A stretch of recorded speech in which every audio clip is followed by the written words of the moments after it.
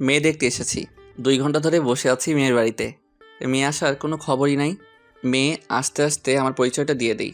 আমি নিয়ান আহমেদ। পড়ালেখা শেষ করে একটা প্রাইভেট কোম্পানিতে জব করছি। অবশ্য বাবার ইচ্ছা ছিল আমি পড়ালেখা শেষ করে ওনার ব্যবসা দেখাশোনা করি, কিন্তু আমার ইচ্ছা আমি চাকরি করব। তাই বাবাই আমাকে বাবার পরিচিত একটা প্রাইভেট কোম্পানিতে ঢুকিয়ে দেন। 25,000 টাকা বেতন। অবশ্য আমার এখন বিয়ে করার ইচ্ছা ছিল না, কিন্তু আম্মুর জোরাজোরিতে বিয়ে করতে হচ্ছে। আপনাদের সাথে কথা বলতে বলতে মেয়েও চলে এসেছে, ইয়া বড় একটা ঘুমটা দিয়ে। মেয়েটা আম্মুর কাছে গিয়ে বসলো। আম্মু ঘুমটা সরালো। মাশাল্লাহ, ঘুমটা সরানো মাত্রই আমার মুখ দিয়ে উপরে কথাটি বেরিয়ে আসলো। আমার তো মাথা ঘুরে পড়ে যাওয়ার মতো অবস্থায়। একে মানুষ নাকি পরি? এত সুন্দর মানুষও আছে নাকি এই পৃথিবীতে? আমি হাঁ করে মেয়েটার দিকে তাকিয়ে আছি। হঠাৎ আম্মু আমাকে ধাক্কা দিয়ে বলল, কি রে, এমন হাঁ করে তাকিয়ে কি দেখছিস? পছন্দ হয়েছে বৌমাকে? এখনো বিয়ে হয় নাই, আম্মু বৌমা বানিয়ে ফেলছে। কি রে, কি ভাবছিস? বল, বৌমাকে পছন্দ হয়েছে কিনা? মাথাটা উপর নিচ করে হ্যাঁ বললাম। সবাই একসাথে বলে উঠল আলহামদুলিল্লাহ। হঠাৎ মেয়েটা তার বাবাকে বলল, বাবা, আমি ওনার সাথে একা কিছু কথা বলতে চাই। আচ্ছা মা, জামাই বাবাজিকে তোর রুমে নিয়ে যা।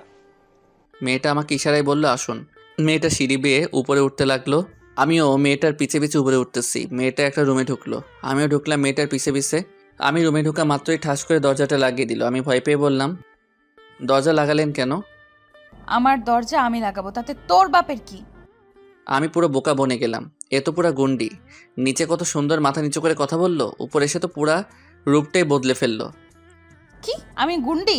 দেখাচ্ছি তোকে আমার গুন্ডিগিরি। আরে আমি তো আস্তে আস্তে বললাম। মেয়েটা শুনলো কি করে? মেয়েটা হুট করে একটা চাকু নিয়ে এসে আমার গলায় ধরলো। সরি সরি, প্লিজ চাকুটা সরান, আর বলবো না। সরাতে পারি, কিন্তু আমার একটা শর্ত আছে। আমি যা বলবো তাই করতে হবে। আপনি যা বলবেন আমি তাই করব। প্লিজ চাকুটা সরান। সত্যি তো? যা বলবো তা করবে? করব, বলেন কি করতে হবে। তুমি এখন নিচে গিয়ে বলবে তুমি বিয়েটা আরো 2 বছর পর করতে চাও। কেন 2 বছর পরে কেন? তার চেয়ে আমি গিয়ে বলি আমাদের বিয়েটাই বাদ দিয়ে দিতে। একদম না, আমি যা বলছি তাই করো, না হলে কিন্তু চাকু দিয়ে গলা আলাদা করে ফেলবো। চাকুটা আমার গলার আরও কাছে নিয়ে এসে বলল কথাটা। ঠিক আছে বলবো, চাকুটা সরান প্লিজ, আমি নিচে যাই। আমার কপালে ঘাম মুছে দিয়ে কপালে একটা চুমু খেয়ে বলল, ওকে যাও। আমি মেয়েটার আচরণ দেখে অবাক হয়ে গেলাম। সত্যি মেয়েরা বহুরূপী, মিনিটে মিনিটে রূপ পাল্টায়। যাই হোক, নিচে নেমে আসলাম। নিচে এসে দেখি সবাই কি যেন কথা বলছে। আমি সামনে যেতে আম্মু বলল, আয় বস, এখানে তোর জন্যই অপেক্ষা করছিলাম। আম্মু বসার পরে তার আগে আমি তোমাদের কিছু কথা বলতে চাই। বল, কি বলবি? আম্মু, আমি এখন বিয়ে করতে পারবো না। না মানে আমার 2 বছর সময় লাগবে। 2 বছর সময় নিয়ে তুই কি করবি? আর তোর তো লেখাপড়া শেষ, ভালো একটা চাকরিও করছিস। আমি না, ওই গন্ডি মেয়ে। আমাকে পুরো কথাটা বলতে না দিয়ে মেয়েটা এসে বলল, আসলে আমরা বিয়ের আগে দুইজন দুইজনের বিষয়ে জানতে চাইছিলাম, ভালো করে বুঝতে চাইছিলাম দুইজন দুইজনকে। তোমরা যা ভালো মনে করো তাই করো, আমাদের আর অমাত করার কি আছে?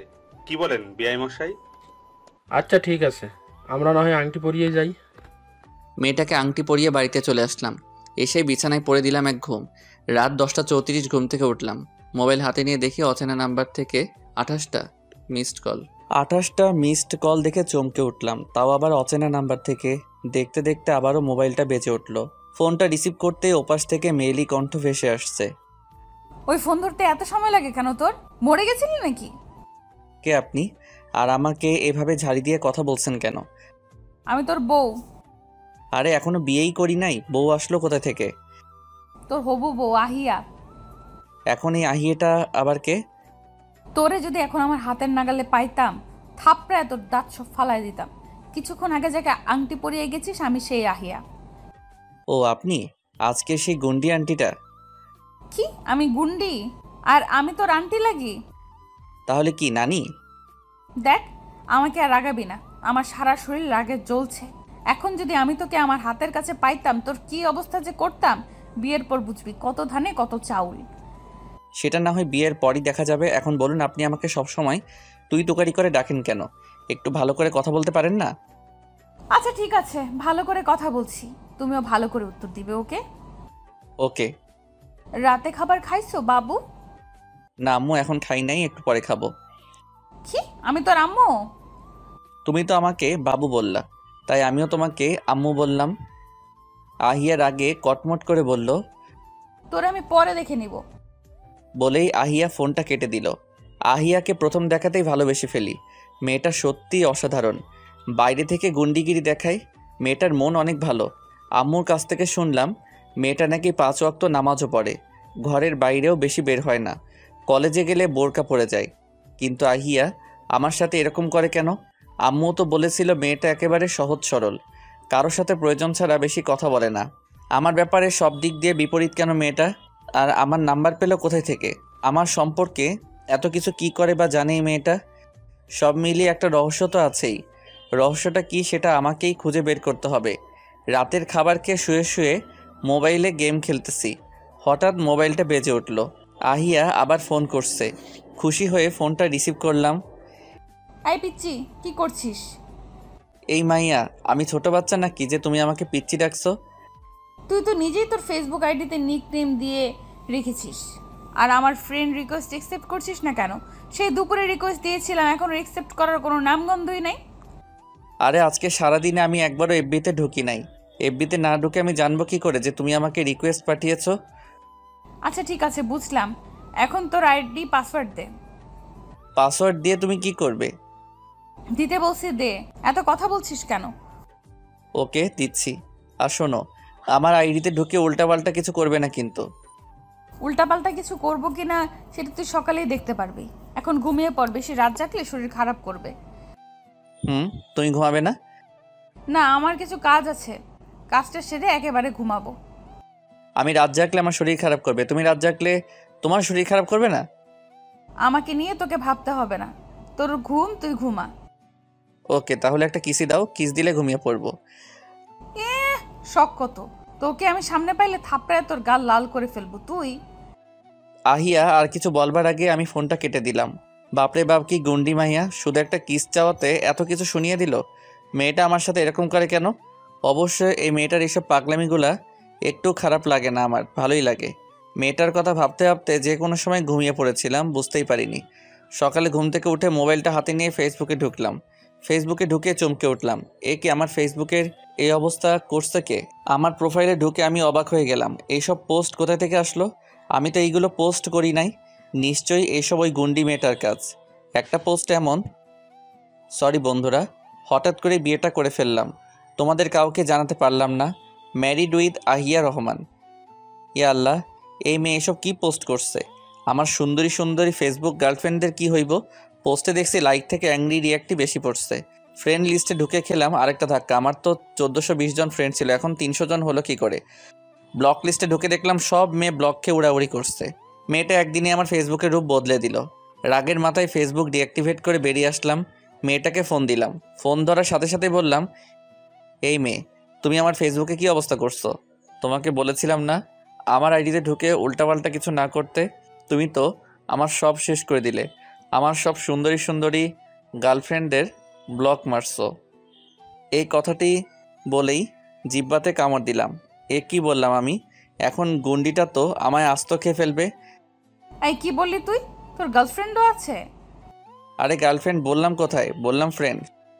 আমার কি বোকা পাইছিস নাকি যে তুই যা বলবি আমি তাই শুনবো? বল, তোর গার্লফ্রেন্ড কয়টা আছে? সত্যি বলবো না মিথ্যা বলবো? সত্যি বলবি, মিথ্যা বললে হাত পা ভেঙে বস্তায় ভরে নদীতে ফেলে দিব। ও মাগো, এ তো পুরা গুন্ডি। আচ্ছা, হাত পা ভাঙতে হবে না, সত্যিটাই বলছি। বল। আমি আমতা আমতা করে বললাম, না মানে আসলে 3টা আছে। কি, তোর এতগুলা গার্লফ্রেন্ড আছে? এতগুলো কোথায়, মাত্র 3টা। আর এদেরকে আমি ভালো টালো বাসি না। ওরা শুধু ফেসবুক গার্লফ্রেন্ডের সাথে শুধু টাইম পাস করি। টাইম পাস না? তোর টাইম পাস কর, আমি বের করব বিয়ের পর। আচ্ছা আহিয়া, তুমি কি আমাকে ভালোবাসো? আমি জানি আহিয়া আমাকে ভালোবাসে, তবুও ওর মুখ থেকে শোনার জন্য বললাম। তোকে আমি ভালোবাসতে যাব কেন? ও আচ্ছা, তাহলে আমি আমার গার্লফ্রেন্ডদের কাছে যাই। ঠ্যাং ভেঙে ফেলবো। আমার পা ভাঙলে তো তোমাকে সবাই ঠ্যাং ভাঙা জামাইয়ের বউ বলবে। সেটা পরে দেখা যাবে। আর শোন, আজ থেকে তুই আর একটা মেয়ের সাথেও কথা বলবি না। কোনো মেয়ের দিকে তাকাবি না, ওকে? ফেসবুকে কোনো মেয়ের ছবিতে লাইক দিবি না, ওকে? দেখাবিও না, ওকে? খালি 0 ফেসবুক চালাবি, ওকে? আচ্ছা। মেয়েটার এসব প্রশ্ন শুনে মুচকি মুচকি হাসছে আর উত্তর দিচ্ছি। আহিয়ার সাথে কথা বলা শেষ করে অফিসে চলে গেলাম। পরের দিন সকালে ঘুম থেকে উঠে চমকে উঠলাম। এ কি, এই মেয়ে এখানে কি করছে? স্বপ্ন দেখছি না তো? আহিয়ার হাতে জোরে একটা চিমটি কাটলাম। আউ! আহিয়া ব্যথা পেয়ে চিৎকার দিয়ে উঠল। এই, তুই আমাকে এত জোরে চিমটি কাটলি কেন? আসলে আমি মনে করছি আমি স্বপ্ন দেখতেছি, তাই স্বপ্ন না বাস্তব তা বোঝার জন্য চিমটি কাটলাম। তাই বলে এত জোরে চিমটি দিতে হবে? আর আমাকে কেন চিমটি কাটলি? নিজেকে নিজে চিমটি কেটে দেখতে পারলি না? সরি। আচ্ছা, এখন উঠে ফ্রেশ হ, আমরা আজ ঘুরতে বের হব। না, আমি যাব না। আমার অনেক ঘুম পাচ্ছে, আমি ঘুমাবো। যাও, তুমি বাড়িতে যাও। সপ্তাহে একদিন ছুটি পাই, এ একটা দিনও কি ভালো করে ঘুমাতে পারবো না নাকি? প্লিজ তুমি বাড়ি যাও, অন্য একদিন ঘুরতে যাব। তুই উঠবি কিনা বল, না আমার অন্য কিছুর ব্যবস্থা করতে হবে? তুমি যা করার করো, কিন্তু আমি উঠছি না। আমি এই কথাটি বলার সাথে সাথে মেয়েটা হন হন করে রুম থেকে বেরিয়ে গেল। আমি আবার বিছানায় গা এলিয়ে দিলাম। ঘুমে চোখ লেগে আসছিল। এমন সময় আমার শরীরে গরম কিছু অনুভব করলাম। লাফ দিয়ে উঠলাম। এ কি, আমার শরীরে পানি আসলো কি করে, তাও আবার গরম পানি? উপরে ছাদের দিকে তাকালাম। না, ছাদটা ঠিকই আছে, আর ছাদ ভাঙারও কথা না। পাশে তাকিয়ে দেখি আহিয়া হাতে একটা বালতি নিয়ে দাঁড়িয়ে আছে। আমি আর বুঝতে বাকি রইল না এই কাজটা মেয়েটারই। এই মেয়ে আমার শরীরে গরম পানি ঢাললে কেন? বেশ করেছি। আর এখন যদি না উঠিস তাহলে ফুটনো গরম পানি এনে ঢালবো। এখন তো শুধু হালকা গরম পানি ঢাললাম। এই গুন্ডি মেয়েটাকে দিয়ে বিশ্বাস নাই। সত্যি সত্যি যদি ফোটানো গরম পানি এনে দেয়, তার চেয়ে বরং উঠে পড়ি। আচ্ছা, আমি উঠছি, তুমি বাইরে যাও। কেন আমি বাইরে যাব কেন? আমার সামনেই তুমি ওয়াশরুমে যাও। না, তোমার সামনে উঠতে পারবো না, সমস্যা আছে। কিসের সমস্যা? আসলে আমার পরনে ছোট প্যান্ট পরা। এই প্যান্ট নিয়ে আমি তোমার সামনে উঠতে পারবো না। এতক্ষণ আমার শরীরে একটা পাতলা চাদর দিয়ে ঢাকা ছিল। উঠে পর, আমার সামনে লজ্জা কিসের? তাছাড়া কিছুদিন পর তো আমাদের বিয়ে হবেই, তাই লজ্জা করার কিছুই নাই, উঠে পড়। না, আমি উঠতে পারবো না, আমার লজ্জা করে। কি, তুই উঠবি না? কথাটি বলেই আহিয়া আমার চাদর ধরে জোরে টান দিল। চাদরটা আমার শরীর থেকে সরে গেল। ইয়া আল্লাহ, এই মেয়ে একই করলো। আমি তো লজ্জায় মরে যাচ্ছি। মেয়েটা দেখছি দাঁত বের করে হাসছে। লজ্জা শরম নাই নাকি কিছু মেয়েটার? আমি আমার বেডের এদিক ওদিক খুঁজে কিছু না পেয়ে দিলাম এক দৌড় ওয়াশরুমের দিকে। কিছুক্ষণ পর ফ্রেশ হয়ে তোয়ালে জড়িয়ে বের হলাম ওয়াশরুম থেকে। মেয়েটাকে দেখতে পাচ্ছি না, কোথায় গেল? মনে হয় আম্মুর কাছে গেছে। আমি দরজা আটকিয়ে এসে দেখি আমার বিছানায় নীল একটা শার্ট আর কালো একটা প্যান্ট রাখা আছে। মনে হয় আহিয়া রেখে গেছে। তোয়ালে খুলে প্যান্টটা হাতে নিলাম। হঠাৎ মেয়েটা বেলকনি থেকে বেরিয়ে আসলো। আমি জোরে চিৎকার দিয়ে উঠলাম। আহিয়াও আমার সাথে চিৎকার দিয়ে উঠলো। আমি তাড়াতাড়ি করে আবার তোয়ালে জড়িয়ে নিলাম। কি লজ্জা, কি লজ্জা, সব দেখে ফেললো মেয়েটা। এই মেয়ে, তুমি এখানে কি করছিলে? আমি ব্যালকনিতে দাঁড়িয়েছিলাম। ঠিক আছে, তুমি আম্মুর রুমে যাও, আমি কাপড় বদলিয়ে আসছি। আচ্ছা। বলে আহিয়া চলে যাচ্ছিল। আমি বললাম, তুমি কিছু দেখো নাই তো? না, আমি কিছু দেখি নাই। বলেই আহিয়া একটা হাসি দিয়ে রুম থেকে বেরিয়ে গেল। আমি রেডি হয়ে আহিয়াকে নিয়ে বাড়ি থেকে বের হলাম। গাড়িতে উঠতে যাব, তখনই আহিয়া বলল, আমরা গাড়িতে যাব না রিক্সা দিয়ে যাব? আমি একটা রিক্সাকে ডেকে রিক্সাতে উঠলাম। মেয়েটার সাথে রিক্সায় বসতে কেন জানি ভয় ভয় করতেছে। গুড্ডি মেয়ে তো, তাই মনে হয় এরকম ভয় করতেছে। আমি এক সাইডে চেপে বসলাম। আহিয়া উঠলো, আমাকে বলল, এত চেপে বসছো কেন? পড়ে যাবা তো। এই বলে আহিয়া আমাকে নিজের আরও কাছে নিয়ে গেল। রিক্সা আপন গতিতে চলতে থাকলো। দুজন চুপচাপ বসে আছি। আমি বললাম, আমরা কোথায় যাচ্ছি আহিয়া? গেলেই দেখতে পারবি। আচ্ছা। আমি আবার চুপ হয়ে গেলাম। 20 মিনিট পর রিক্সা একটা কলেজের সামনে এসে থামলো। এ কি, মেয়েটা আমাকে কলেজে নিয়ে এলো কেন? এই মেয়ে, তুমি আমাকে কলেজে নিয়ে এলে কেন? কলেজের ভেতরে গেলেই বুঝতে পারবি কেন নিয়ে এসেছি। এখন এত কথা না বলে রিক্সা থেকে নাম। আমি রিক্সা থেকে নেমে ভাড়াটা দিয়ে মেয়েটাকে বললাম, চলো। আহিয়া আমার হাতে হাত রেখে টানতে টানতে কলেজের ভিতরে নিয়ে গেল। মেয়েটার সাথে কলেজে ঢুকতে কোথায় থেকে যেন অনেকগুলো মেয়ে এসে আমাদের সামনে দাঁড়ালো। সবার মধ্যে থেকে একটা মেয়ে বলে উঠল, কি রে আহিয়া, শেষ পর্যন্ত তোর বরকে আমাদের সামনে নিয়েই আসলে? আমি বললাম, আসলে আপু আপনি ভুল করছেন, আমি ওর বর না। আমাদের এখনো বিয়ে হয় নাই। আমি ওর হবু বর।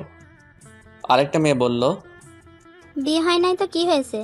একদিন তোর বর হবে নি, আগে থেকে ডাকলে সমস্যা কি?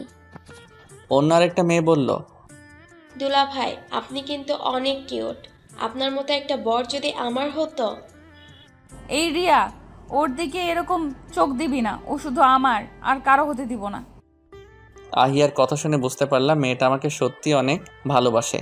তাই এই সুযোগে মেয়েটার সাথে কিছুক্ষণ মজা নিয়ে নেই। আমি রিয়াকে উদ্দেশ্য করে বললাম, আপনিও কিন্তু অনেক কিউট। আপনার মতো যদি আমার একটা বউ হতো কতই না ভালো হতো। আমার এই কথাটা শুনে সবাই জোরে হাসতে লাগলো। আর এদিকে আহিয়া তো তেলে বেগুনে জ্বলছে। এই তুই কি বললি? সত্যি করে বল, রিয়া কি আমার থেকেও সুন্দর?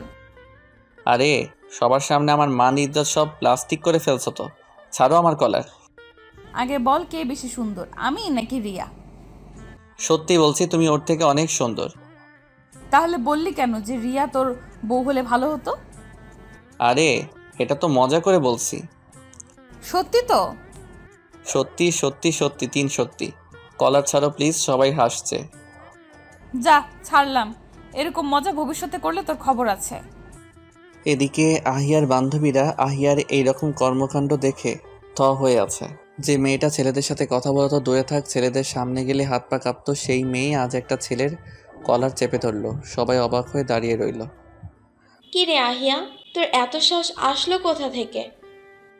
ও আমার জামাই, ভুল করলে তো শাসন করবই, এখানে সাহসের কি আছে? তুই না বলছিলি তোর ছেলেদেরকে অনেক ভয় লাগে? গুন্ডা ছেলেদের তো ভয় লাগেই, তাই বলি কি নিজের বরকেও ভয় পেতে হবে নাকি? তাও ঠিক। আমরা এখন যাই, অন্য আরেকদিন ওকে নিয়ে আসবো কলেজে। সবার থেকে বিদায় নিয়ে আহিয়াকে ওর বাড়ি পৌঁছে দিয়ে আমি বাড়িতে চলে আসলাম। আহিয়ার শাসন আর খুনসুটিতে কেটে গেল 2 বছর। সামনের সপ্তাহে আমাদের বিয়ে। আহিয়া এখন আগের মতোই রয়ে গেছে। গুন্ডিগিরিটা আগের থেকেও বেড়ে গেছে, কিন্তু এই গুন্ডিগিরির মধ্যে যে কতটা ভালোবাসা লুকিয়ে আছে সেটা আমি এই 2 বছরে বুঝতে পারছি। আহিয়া যে আমাকে ভালোবাসে সেটা সে আমাকে বুঝতে দেয় না। জানি না আমার সাথে কেন এমন করে। আহিয়া এখন আমাকে আগের মতোই তুই তুকারি করেই ডাকে। আর আহিয়া আমাকে সবসময় জারির উপরে রাখে। সব সময় শুধু বলে এটা করিস না কেন, ওইটা করিস না কেন। যাই হোক, গুন্ডিটাকে একটা ফোন দেই। ফোন দেওয়ার সাথে সাথেই রিসিভ করলো। হ্যালো, কি করছো জানো? ওই তোরে আমি বলছিলাম না, আমাকে তুই জানো টানো ওইসব ডাকবি না। তো কি ডাকবো গো? আন্টি ডাকবি, শয়তান ছেলে, নাম ধরে ডাকবি সব সময়। ওকে আন্টি ডাকবো। ও সরি, নাম ধরে ডাকবো। শয়তান ছেলে, তোর শয়তানি আমি বের করব বিয়ের পরে। আর তো মাত্র 3 দিন পরেই বুঝতে পারবি আমি কি। পরের দিন সকালে আম্মু আসলো আমার রুমে। এসে বলল, এই নিয়ান, উঠ, কয়টা বাজে খবর আছে? আম্মু আরেকটু পরে উঠি না? তুই উঠবি নাকি পানি আনতে হবে? আরে উঠতেছি তো, পানি আনতে হবে না। এত সকাল সকাল উঠে কি করবো আম্মু? আজ না তোর গায়ে হলুদ? গায়ে হলুদ তো রাতে, এত সকালে কি করব? এখন উঠে ফ্রেশ হয়ে তোর আন্টিকে নিয়ে এয়ারপোর্ট থেকে। আন্টি মানে কোন আন্টি? তোর মীরা আন্টি। মীরা আন্টি মানে? আমি লাফ দিয়ে উঠলাম। ওই পিচ্চিটাও আসবে নাকি? ও মাই গড, তাহলে তো আমি শেষ। আসলে আমি পিচ্চি বলছি আমার ফুফাতো বোনকে। ছোটবেলা থেকেই আমার পিছে পিছে লেগে থাকতো। আমাকে কোথাও একা পেলেই জড়িয়ে ধরতো। 4 বছর হলো ওরা লন্ডনে চলে গেছে। আজ নাকি আবার আসছে। এখন যদি আবার আগের মতো করে তাহলে তো আহিয়া আমাকে শেষ করে ফেলবে। এত কিছু না ভেবে এদেরকে আগে নিয়ে আসি এয়ারপোর্ট থেকে। এয়ারপোর্ট পৌঁছাতে দেখলাম সবাই দাঁড়িয়ে আছে, কিন্তু সাইমা কোথায়? সেই পিচ্চিটা আমার ফুফাতো বোন মনে হয় আসে নাই। ভালোই হয়েছে, হাঁপ ছেড়ে বাঁচলাম। ওদের পাশে দেখছি একটা মেয়েও দাঁড়িয়ে আছে। ওই মেয়েটা আবার কে? ওদের সামনে যেতেই দেখলাম, আরে ওই মেয়েটা তো সাইমা। এই পিচ্চি এত বড় হলো কি করে? ওর মুখের দিকে তাকিয়ে দেখলাম মুখ গোমড়া করে দাঁড়িয়ে আছে। কান্না কান্না ভাব নিয়ে আমাকে বলল, বিয়ে করছো আর আমাকে একবার জানালেও না? ওই তোরা এখানে কি ফিসফিস করছিস? বাড়িতে চল। আন্টি চলুন, গাড়িতে উঠুন। ওদেরকে বাড়িতে নিয়ে আসার পর সবাই অনেক দিন পর আন্টিদের পেয়ে ঘিরে ধরলো। অনেকে অনেক প্রশ্ন করছে আর আন্টিরা এক এক করে উত্তর দিচ্ছে। আমার অনেক গরম লাগছে, তাই ভাবলাম গোসলটা সেরে নিই। আমার রুমে এসে যেই দরজাটা লাগাতে যাব তখনই সাইমা এসে দরজাটা ধাক্কা দিয়ে রুমে ঢুকে দরজা লাগিয়ে দিয়ে আমাকে শক্ত করে জড়িয়ে ধরলো।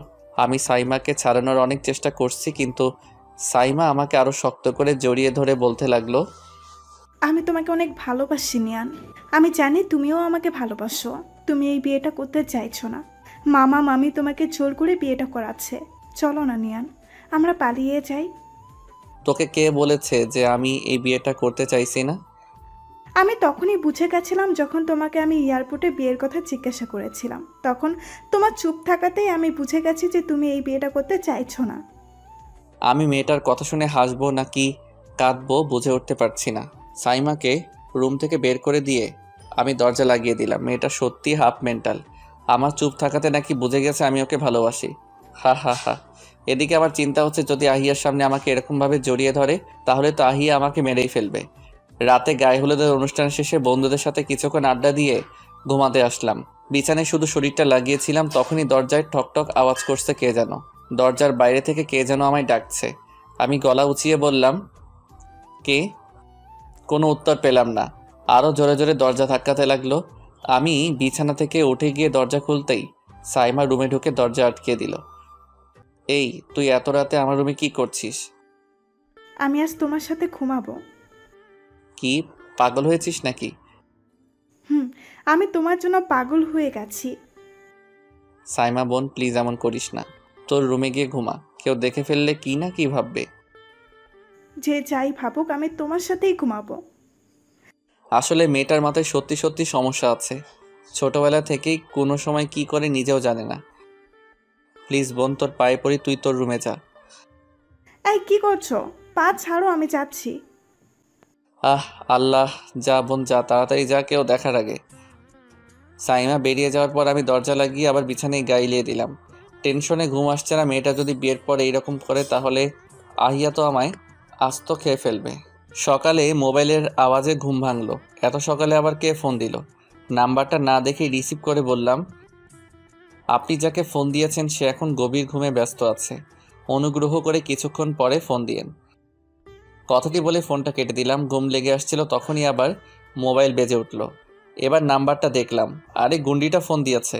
আমি এসব কি বলে ফেলেছি। ভয়ে ভয়ে ফোনটা রিসিভ করলাম। ওই, আজকে না তোর বিয়ে, আর তুই পরে পরে ঘুমাচ্ছিস? কার বিয়ে গো? দেখ, আজ আমায় রাগাস না। আমি রাগারাগি করতে চাইছি না। নিজের ভালো চাস তো তাড়াতাড়ি ঘুম থেকে উঠে যা। আচ্ছা আচ্ছা, উঠছি। এত রাগ দেখানোর কি আছে? তাড়াতাড়ি উঠ। এই কথাটা বলেই ফোনটা কেটে দিল। আমি বিছানা থেকে উঠে ব্রাশ হাতে নিয়ে ব্রাশ করতে করতে রুম থেকে বের হলাম। রুম থেকে বের হতেই আম্মু সামনে পড়লো। কি রে, তুই এখন উঠছিস ঘুম থেকে? আমি তো ভাবলাম তুই আরও আগেই উঠে গেছিস, তাই তোকে ডাকলামও না। তাড়াতাড়ি কর, 10টা বেজে গেছে। 1টার সময় তোদের কোণে বাড়ি যেতে হবে। ওদিকে দেখ, সবাই রেডি হওয়া শুরু করে দিয়েছে। আর তুই বড় হয়েও কোনো খবর নেই।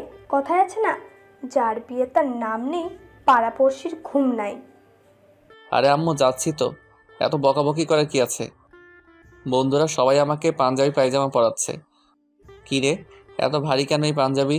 এটা পরে আমাকে সারাদিন থাকতে হবে নাকি? রে মামু, বুঝবি আজকে বিয়ে করা কত মজা লাগে। আমার যখন বিয়ে হয়েছিল আমাকে একেবারে মূর্তি বানিয়ে বসে রেখেছিল। আম্মু এসে বলল, কি রে, তোদের গুছানো শেষ হয়েছে কি? এদিকে বরযাত্রীরা তো সবাই বেরিয়ে পড়েছে। জি আন্টি, শেষ। তাহলে তাড়াতাড়ি আয়। আম্মু আব্বুকে সালাম করে কোণের বাড়ি যাওয়ার জন্য গাড়িতে উঠলাম। হঠাৎ সাইমা এসে বলল, এই তোমরা সরো, আমি নিয়ানের সাথে যাব। সাইমা আমার থেকে ছোট হলেও আমাকে সবসময় নাম ধরেই ডাকে। সাইমা সবাইকে সরিয়ে আমার পাশে চেপে বসলো। এই সাইমা, তুই মেয়েদের গাড়িতে যাবি, আমার গাড়িতে কেন আসলি? না, আমি তোমার সাথেই যাব। আচ্ছা, আমার সাথে যাবি, কিন্তু আমার একটা শর্ত আছে। কি সত্য? তুই বিয়ে বাড়িতে আমার থেকে 10 হাত দূরে থাকবি। সাইমা কিছুক্ষণ কি যেন ভাবলো, তারপর বলল, আচ্ছা ঠিক আছে। 40 মিনিট জার্নির পরে আহিয়াদের বাড়িতে আসলাম। গাড়িতে এসি থাকা সত্ত্বেও আমি অনেক ঘেমে গেছি, কারণ গাড়িতে সাইমা আমাকে এমনভাবে চেপে বসেছিল যে আমি একটুও নড়াচড়া করতে পারি নাই। অনেকক্ষণ ধরে একা একা বসে আছি। শালার বন্ধুরা আমাকে একা ফেলে মেয়ে পটাতে চলে গেছে। কিছুক্ষণ পর কাজী সাহেব এসে আমাকে কবুল পড়িয়ে গেলেন। তারপর সবাই এসে আমাকে কোণের কাছে মানে আহিয়ার কাছে নিয়ে গেল। আহিয়াকে কোণের রূপে দেখে আমি আবারও ক্রাশ খেলাম। নতুন করে আহিয়ার প্রেমে পড়লাম। আমি হাঁ করে আহিয়ার দিকে তাকিয়ে থাকলাম। আহিয়া আর আমি সোফাতে বসা ছিলাম। হঠাৎ আহিয়া আমাকে কোমরে জোরে একটা চিমটি কাটলো আর আমাকে কানে কানে বলল, এমন হা করে কি দেখিস? আমি আহিয়ার চিমটিকে সবার সামনে জোরে চিৎকার দিয়ে উঠলাম। আহিয়ার বান্ধবীরা বলল, কি হলো দুলাভাই, এত জোরে চিৎকার দিয়ে উঠলেন কেন? না মানে পায়ে কি যেন কামড় দিল। কোণে বিদায়ের সময় আহিয়ার সে কি কান্না! ওর কান্না দেখে আমার মনে হলো এইরকম কাঁদতে আমি কাকে যেন দেখেছিলাম। এই কান্না আমার অনেক পরিচিত মনে হলো, কিন্তু কিছুতেই মনে পড়ছে না। পরে নিজেই নিজের মাথায় থাপ্পড় দিয়ে বললাম, আমি আবার ওর কান্না কোত্থেকে দেখব? আজই তোকে প্রথম কান্না করতে দেখলাম। আহিয়ার বাবা আহিয়াকে আমার হাতে তুলে দিলেন। সারাটা রাস্তা কান্না করতে করতে এসেছে আহিয়া। বাড়িতে আসার পর সবাই কোনেকে নিয়ে ব্যস্ত হয়ে পড়ল। আমি যে বর তার কোনো খবরই নাই। এমনকি আমার নিজের আম্মুও আমার দিকে চেয়েও দেখল না। সে তার নতুন মেয়েকে নিয়ে ব্যস্ত। রাতে বন্ধুদের সাথে আড্ডা দিতে দিতে কখন যে 11টা বেজে গেছে খেয়ালই করি নাই। আমি সিদ্ধান্ত নিয়েছি বাসর ঘরে আমি যাব না। অনেক ভয় করছে গন্ডিটা কি যে করব ওর পাশে গেলে। তাই সিদ্ধান্ত নিয়েছি আমি ওই রুমে কিছুতেই যাব না। বন্ধুরা অনেক জোরাজোরি করছে যে তাড়াতাড়ি তো রুমে যা, তোর বউ একা একা বসে আছে মনে হয়। কিন্তু আমি জেদ ধরে বসে আছি যে আমি বাসর ঘরে যাব না। শেষ পর্যন্ত বন্ধুরা আর কোনো উপায় না পেয়ে আমাকে সবাই ধরে তুলে নিয়ে যেতে লাগলো। আমি বললাম, আরে কি করছিস তোরা? নামা আমাকে, নামা, আমি হেঁটেই যাব। অনেক সাহস জুগিয়ে হেঁটে হেঁটে আমার রুমের দরজা পর্যন্ত আসলাম, কিন্তু দরজার সামনে আসতেই সব সাহস উড়ে গেল। আবার দাঁড়িয়ে পড়লাম, ভিতরে যেতে ভয় করছে। বন্ধুরা আমাকে দরজার সামনে দাঁড়িয়ে থাকতে দেখে জোরে ধাক্কা দিয়ে রুমে ঢুকিয়ে বাইরে থেকে দরজা লাগিয়ে দিল। আমার তো অবস্থা খারাপ, হাত পা কাঁপছে। দরজা ভিতর থেকে লাগিয়ে দিয়ে আহিয়ার দিকে তাকালাম। আহিয়া ইয়া বড় ঘোমটা দিয়ে মাথা নিচু করে বসে আছে। আমি ভয়ে ভয়ে আহিয়ার দিকে এগিয়ে গেলাম। আহিয়া আমাকে অবাক করে দিয়ে বিছানা থেকে উঠে এসে আমার পা ধরে সালাম করলো। এই কি করছো, ওঠো। স্বামীর পায়ের নিচে স্ত্রীর বেহেস্ত। তুমি রুমে আসতে তো দেরি করলে কেন?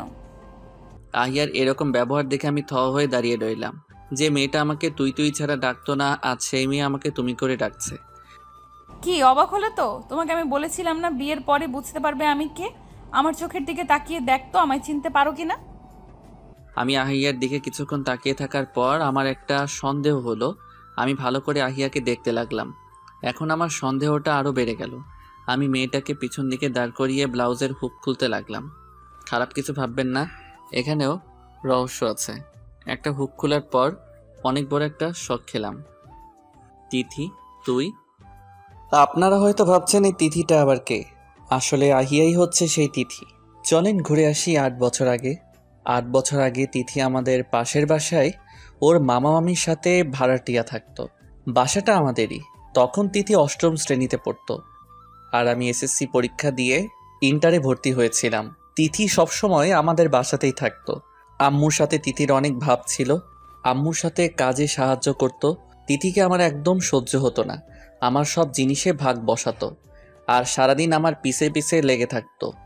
আর আম্মু তিথির সাথে এমন ব্যবহার করত যেন তিথি তার ছেলের বউ। আজ আমার কলেজের প্রথম দিন, তো রেডি হয়ে কলেজে যাওয়ার জন্য বাসা থেকে বের হয়েছি। এমন সময় পাশের বাসার আন্টি ডাক দিলেন। পেছনে তাকিয়ে দেখি তিথির মামি আর তিথি স্কুল ব্যাগ নিয়ে দাঁড়িয়ে আছে।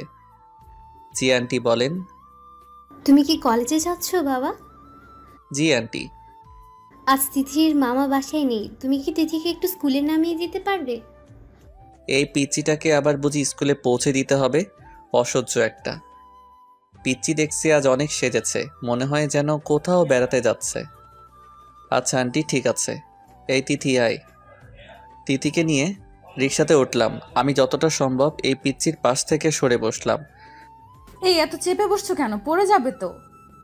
আমার হাত ধরে টান দিয়ে নিজের পাশে নিয়ে গেল তিথি। 20 মিনিট পর রিক্সা তিথির স্কুলের পাশে এসে থামলো। তিথি রিক্সা থেকে নেমে গিয়ে বলল, যাওয়ার সময় আমাকে একটু নিয়ে যেও প্লিজ। আচ্ছা, তোর স্কুল কয়টায় ছুটি হয়? 2টায়। তিথিকে স্কুলে পৌঁছে দিয়ে আমি আমার কলেজে চলে আসলাম। আজকে প্রথম দিন বলে বেশি ক্লাস হলো না। বন্ধুদের সাথে কিছুক্ষণ আড্ডা দিয়ে তিথির স্কুলে চলে আসলাম, কিন্তু তিথিকে তো কোথাও দেখতে পাচ্ছি না। ভিতরে ঢুকে দেখলাম তিথি তার বান্ধবীদের সাথে বসে আড্ডা দিচ্ছে। আমাকে দেখে ওর একটা বান্ধবী বলল, ওই তিথি, দেখ তোর বয়ফ্রেন্ড চলে এসেছে। আমি কিছু বললাম না, তিথিকে নিয়ে রিক্সাতে উঠলাম। এই তিথি, তুই তোর বান্ধবীদের আমার কথা কি বলেছিস? কই কিছু বলি নাই তো। তাহলে আমাকে তোর বান্ধবী তোর বয়ফ্রেন্ড বলল কেন? তোমাকে বলে নাই তো, রিয়া জুনিয়র বয়ফ্রেন্ডের কথা বলেছে। আমি আর কিছু বললাম না। বিকেলে শুয়ে শুয়ে মোবাইল টিপছিলাম, হঠাৎ তিথি হাতে একটা বাটি নিয়ে রুমে ঢুকলো। এই নাও, তোমার জন্য পায়েস বানিয়ে এনেছি। এই, তুই সবসময় আমার জন্য এগুলো বানাস কেন? আমি কি হই তোর যে আমার জন্য তোকে এগুলো বানাতে হবে? তুমিই তো আমার সব। আস্তে আস্তে বলল, তবুও আমি শুনে ফেললাম। এই, কি বললি তুই? তিথি আমার দিকে আর চোখে চেয়ে থাকলো। হঠাৎ আমাকে অবাক করে দিয়ে গালে চুমু খেয়ে দৌড়ে রুম থেকে বেরিয়ে যেতে লাগলো। পিচ্ছি একটা মেয়ে আমাকে চুমু খেলো, এই কথাটা ভাবতেই আমার সারা শরীর রাগে চলছে। তাই রাগ কন্ট্রোল করতে না পেরে হাতের কাছে একটা ধারালো ফল কাটার ছুরি ছিল, সেটা ছুঁড়ে মারলাম তিথির দিকে। ছুরিটা গিয়ে পড়লো তিথির পেটের উপর। তিথি অনেক জোরে ও মাগো বলে চিৎকার দিয়ে উঠল। ছুরিটা অনেক জোরে ছুঁড়ে মারার কারণে তিথির জামা ছিঁড়ে গিয়ে অনেকটা কেটে রক্ত বের হতে লাগলো। এদিকে তিথি জোরে জোরে কান্না করতে লাগলো। আম্মু ওর কান্না শুনে আমার রুমে আসলো। আমিও এগিয়ে গেলাম। অনেক রক্ত পড়ছে। তিথি রক্ত দেখে অজ্ঞান হয়ে গেল। আম্মু তিথি রক্ত দেখে কান্না করতে লাগলো। তিথিকে আমি পাজাকোলা করে তুলে গাড়িতে এনে তুললাম হাসপাতালে নিয়ে যাওয়ার জন্য। হাসপাতালে নিয়ে যাওয়ার পর তিথির মামা মামিও ছুটে আসলেন হাসপাতালে। অনেক জায়গায় কেটে গেছিল, তাই 3টে সেলাই লাগলো তিথির কেটে যাওয়া স্থানে। তিথির জ্ঞান ফিরে আসার পর তিথিকে সবাই জিজ্ঞেস করতে লাগলো কিভাবে কাটলো। আমি কিছু বলতে যাব, তখনই তিথি আমাকে আটকে দিয়ে বলল, পরে গিয়ে কিসের সাথে লেগে কেটে গেছে খেয়াল করি নাই। মেয়েটার কথা শুনে আমি অবাক হয়ে গেলাম। আমাকে বাঁচাতে এই পিচ্চিটা মিথ্যা বলল, আর আমি কি না। আমার অনেক খারাপ লাগতে লাগলো। রাতেই তিথিকে হাসপাতাল থেকে বাড়িতে নিয়ে আসা হলো। রাতে ঘুম আসছে না। আমার জন্য মেয়েটাকে এত কষ্ট পেতে হলো। সকালে গিয়ে সরি বলে আসতে হবে। সকালে আম্মুর ডাকে ঘুম ভাঙলো। তিথির কথা মনে পড়তেই ভাবলাম একবার দেখে আসি। ঘরের ভিতরে ঢুকে দেখলাম তিথির মামা মামি সোফাতে বসে আছেন। আমি তিথির মামিকে বললাম, আন্টি তিথি কই? ও রুমে বাবা। আচ্ছা আন্টি, আমি তিথিকে দেখে আসি। আচ্ছা যাও বাবা। আমি তিথির রুমে গিয়ে দেখলাম তিথি একদিকে কাত হয়ে শুয়ে আছে। তিথি আমাকে দেখে মুখ গোমড়া করে বলল, আমাকে আবার মারতে আসছো? তিথি, কালকের ঘটনার জন্য সরি রে, আমাকে মাফ করে দে প্লিজ। মাফ করতে পারি, তবে একটা শর্তে। কি শর্ত? এখন থেকে আমাকে ভালোবাসতে হবে। দেখ তিথি, তুই এখনো অনেক ছোট, এরকম পাগলামি করিস না। আর আমার প্রতি তোর যে ভালোবাসা, আসলে এটা ভালোবাসা না, এটা এক ধরনের ভালো লাগা। তুমি বলতে চাচ্ছ আমি এখনো পিচ্চিই রয়ে গেছি? আচ্ছা দেখে নিও, একদিন তোমাকে এই পিচ্চিটাকেই বিয়ে করতে হবে। আমি আর কিছু না বলে চলে আসলাম। আজ সারাদিন মন খারাপ ছিল, রাতেও ঘুম আসছে না, শুধু তিথির কথা মনে পড়ছে। মেয়েটা মনে হয় আমাকে সত্যিই ভালোবাসে। বিছানায় অনেক গড়াগড়ি করছি, কিন্তু ঘুম আসছে না, শুধু তিথির কথা মনে পড়ছে। বুঝলাম না আমি কেন এই মেয়েটার কথা ভাবছি। চোখ বন্ধ করতেই পিচিটার হাসি মাখা মুখ ভেসে উঠছে। হয়তো আমিও তিথিকে ভালোবেসে ফেলেছি। যাই হোক, এখন ঘুমানোর চেষ্টা করি। সকালে তিথিকে গিয়ে বলবো যে আমিও তাকে ভালোবেসে ফেলেছি। সকালে ঘুম থেকে উঠতে অনেক দেরি হয়ে গেল।